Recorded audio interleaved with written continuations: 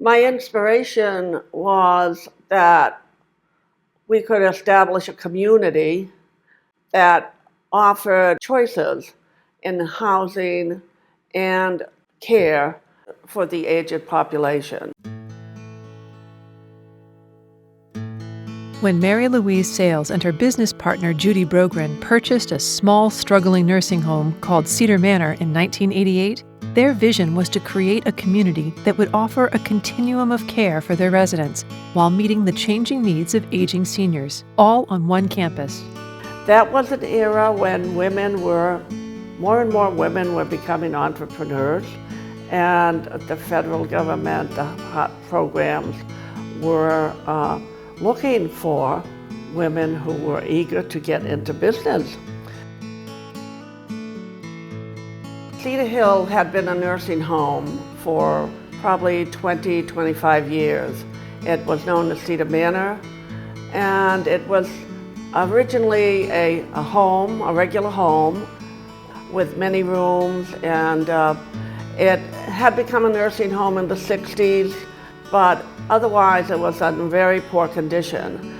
But it had a wonderful piece of land across from the Connecticut River at the base of Mount Escutney.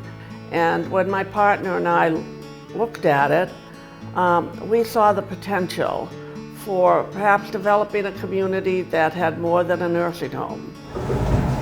In 1994, we did open the new nursing home. At the time, we needed a lot of help financially. After all, we were just two middle-aged women with a little bit of savings and a big dream. I was in my 50s. It's kind of an interesting story how this all came about, because I never was thinking of buying a place. But the night security guard made rounds, and he would stop by and say hello to me. "How you doing, Mary?" Unbeknownst to me, he worked for a real estate agency in Claremont.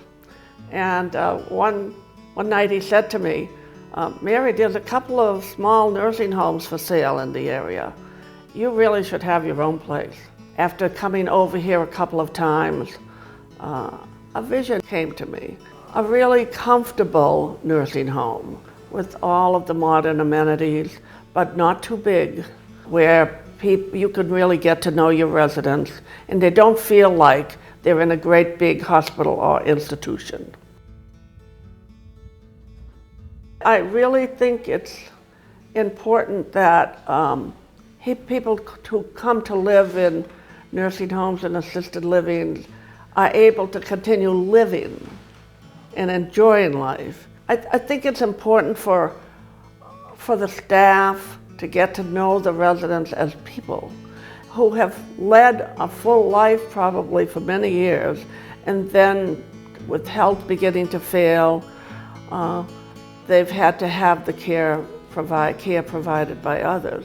But they still have, many of them, the potential to get some enjoyment out of life. I think we're kind of right here, sort of at a crossroads between New Hampshire and Vermont, where, we're between some really lovely towns, and it's pretty accessible to people because of the highway so close. The Cedar Hill community offers a continuum of care that includes independent and assisted living at the Village, residential care at Victorian House, short and long-term rehabilitation and nursing care at Cedar Hill Healthcare, and specialized memory care at our secure, state-of-the-art Judith Brogren Memory Care Center. People can come here when they're fairly independent and get the basic supportive services of meals, housekeeping, transportation, activities, etc. And maybe they don't need any personal care. They can take care of themselves. Well, that's wonderful. But as they stay here and they age in place, then there usually comes a time when they might need help.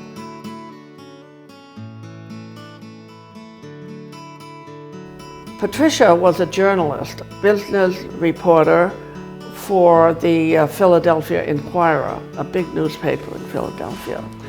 She had been coming up to meet with me on a regular basis. As time went on, she came up more frequently for longer periods, just to begin to get her feet into the nitty-gritty of running a nursing home.